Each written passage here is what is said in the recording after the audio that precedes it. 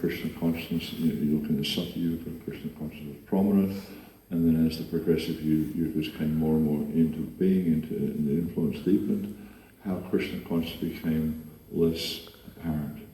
And then you had things happening like, the appearance of Lord Buddha, the appearance of Sankaracharya, and all these different personalities to reintroduce Krishna consciousness. And then 500 years ago, Sri Chaitanya Mahaprabhu himself appeared and established Yuga Dharma, the Harinam Sankirtan. And we see that even with the associates of Sri Chaitanya Mahaprabhu, I think it's particularly Lodsan Das Thakur, in his book Chaitanya Mangala, he predicted, as Maharaj was indicating, Senapati Bhakta would appear. And for us, and Senapati means like a commander-in-chief. And for us, that Senapati is Srila Prabhupada. And Srila Prabhupada, and we see, the way he established Iskcon in a very, very simple way. I have the good fortune of living next door to Mukunda Goswami, and we have regular discussions about what it was like in the early days. He was telling me a while ago about how he's the only devotee in Iskcon who ever went to visit Prabhupada in Bowery. No one else ever went there. And he was explaining one time how he saw the videos that His Holiness Bhakti True Maharaj had produced in demonstrating the Bowery life. He said it wasn't like that. It was a very dim, dark place. And to get into the Bowery, usually there was a drunk sleeping in the doorways. You had to step over a drunk to get into the place where Prabhupada was living. He was up on the second floor. And he said it was a very, very difficult situation that Srila Prabhupada lived in. And also, when he traveled from India to the West, it was very, very difficult for him. He had 2 heart attacks in the way, he had various challenges that he faced. Yet, he never felt for a moment that his Guru Maharaj wasn't with him, and he never felt for a moment that Krishna wasn't with him.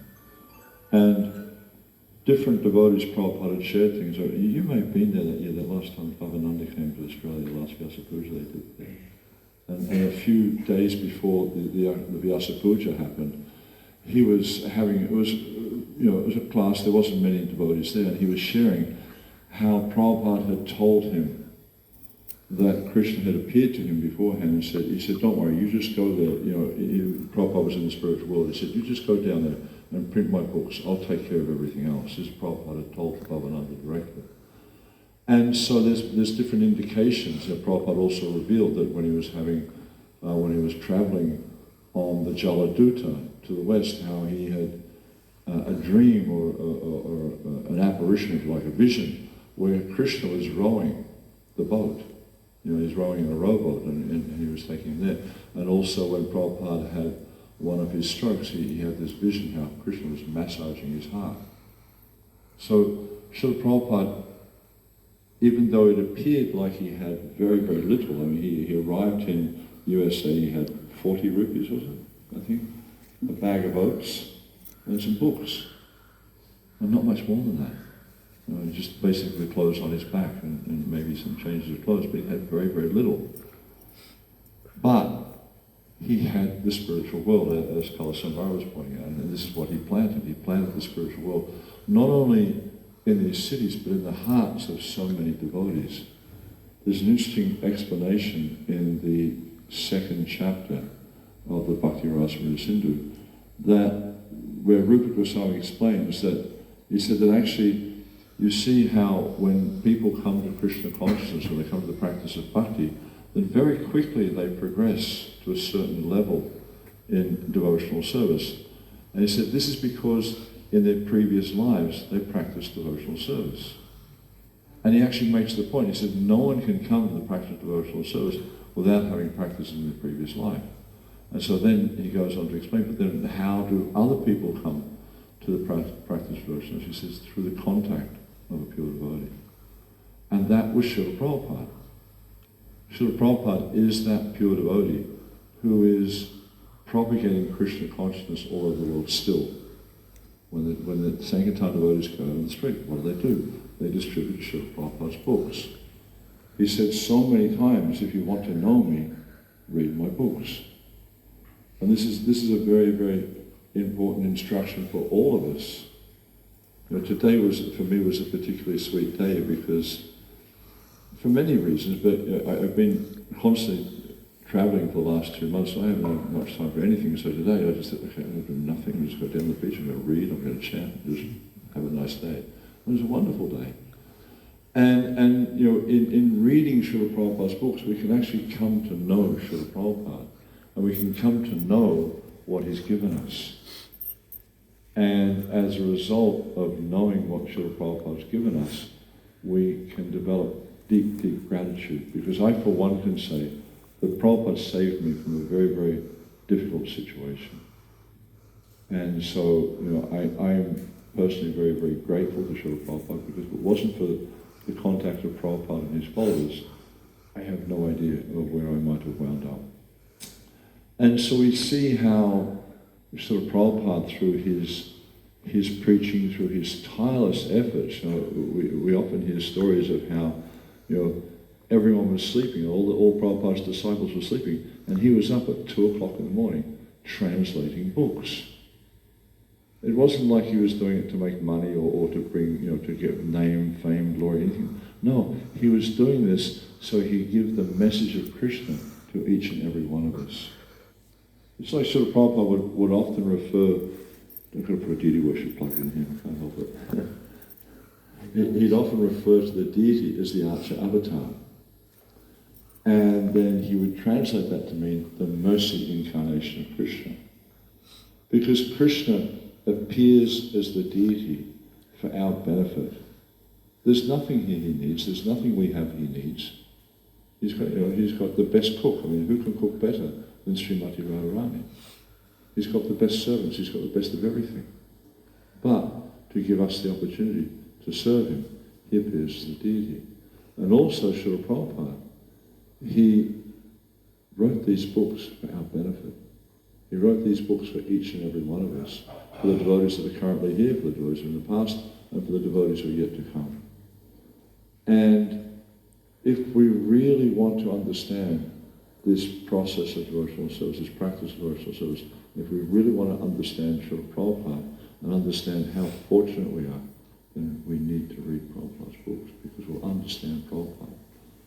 And you can really see, just like today was a wonderful experience of how this Sankirtan mission of Sri Chaitanya Mahaprabhu is spreading throughout the world. When we were at the beach, then we had prasadam, and then I went up to get some, a few hours after prasadam, I went to get a little bit more. And because I didn't think there was going to be any prasadam tonight, so I don't want to go to bed hungry. I'll wake up at midnight, I wanted to eat something, And then there was 2 of the workers from the resort there, and they were into the box filling up their plates. And I spoke to the guy, and he said, yeah, I've already had 3 or 4 helpings. So you can see how this Sankirtan mission is benefiting so many living entities. When we were coming back on the boat, one of the boat, the guy who was wearing the plastic skirt, and he's playing his guitar, and then Bajra Govinda gets him chanting Hare Krishna. Like he's playing guitar along with Govinda Kinkar, playing the harmonium. But then you're going to chant the holy name. So you can see how this Sankirtan mission is spreading. If you look at the very humble beginnings of Iskcon in the early 60s, it seems like Srila Prabhupada had very, very little. But actually in his heart, as Prabhu was pointing out, he had this deep faith in the holy name. And this deep faith in the holy name because he had this absolute conviction. Well, it was like, at least from my perspective, it's somewhat theoretical. But from Srila Prabhupada, it wasn't theoretically. He had deep faith in the holy name. And as a result of that deep faith, he was able to instill that faith in others. It's just like Krishna says in the Gita, he says, you're saying to Arjuna, he says, you try to understand this so others will take it seriously. Because if we don't take it seriously, I'll give you an example from my life. when I was growing up in Victoria, my mother always used to tell us not to take drugs, but almost every night she was drunk. So it's just hollow words, because she herself was taking a drug, and she's telling me not to take drugs, so we didn't take any notice of her. But there's another story that Prabhupada told about Gandhi, and one time a mother, her son was eating too many sweets, and she wanted her son to stop eating sweets. So she said, I'll take him to Gandhiji, and he'll tell him not to take sweets, and he'll stop. And so she took her son to Mahatma Gandhi and asked Gandhi, please tell him not to eat sweets, they're bad for him. And he said, okay, come back in a few days, and I'll tell him. And so she comes back, and Gandhi says to the boy, says, don't eat sweets, they're bad for you. And so the mother asked Gandhi, he said, well, why didn't you tell me that when you came the other day? He said, because a few days ago I was also eating sweets. So the words are hollow if we don't practice what we preach. So if we are able to live this practice of Krishna consciousness as given to us by Srila Prabhupada and our previous acharyas, then we'll have great effect. It's what Jamuna used to call the Krishna magic. When we live this practice of devotional service, when we're pure in our hearts, then Krishna actually manifests around us in so many different ways, and manifests in the lives of others because of our practice of Krishna consciousness. So, we see how Iskcon has grown so much and has matured so much in such a short space of time. If you look at other religious movements or religious groups, if you look at their first 60 years, they were not as successful, I don't think, as Iskcon has been. And this is all due to Srila Prabhupada and his disciples, his sincere disciples following his instructions. So if we follow Prabhupada's instructions, we'll also be successful. But the only way you'll be able to follow his instructions is if you know what his instructions are. Because Srila Prabhupada is the basis of this movement. He's the founder acharya, and he's established what this movement is, based on his realizations of the instructions of his guru and the previous acharyas. So if we're able to follow Srila Prabhupada by understanding his instructions, living his instructions, and inspiring others, not that we wave our finger at people and tell them how to do it, we have to inspire them with love, with our own genuine practice, and then they also will take to Krishna consciousness. And I had an interesting experience. I was telling Carlos about this before. I was just in the USA, and there was someone visiting from Europe there, I can't remember who it was, and they were in Germany. And they were telling me about how this devotee now had been visiting New Govardhan and stayed at the Krishna village. Krishna village is like a yoga village. People come and get yoga teacher training.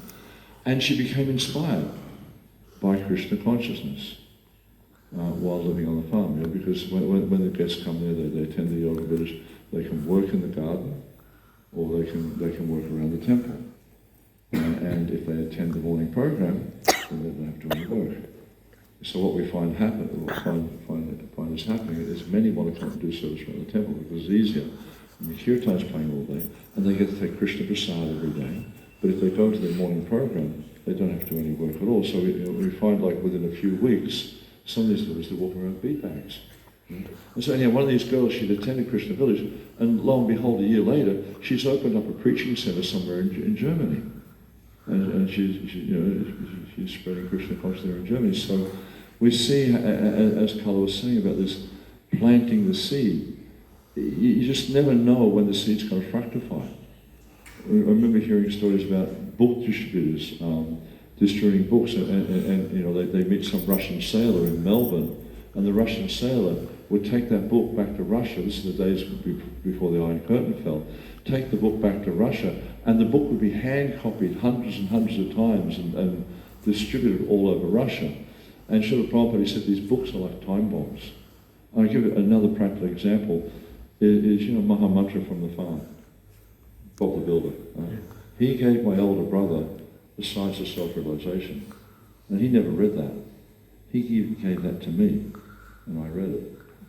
And that's what I think it's a great thing. I'm sitting next to you now. So you see how what Prabhupada has given us. It's not some mundane practice. It's not some mundane social situation. We've got we've got the best friends. There's no doubt of that. The best food, the best, everything. But he's given us a transcendental movement which can change the world. But the change has to start within. We have to change ourselves. And once we change ourselves, then we'll be able to change others and help them to understand who they really are, that they're all eternal servants of Krishna. So, Prabhupada is here.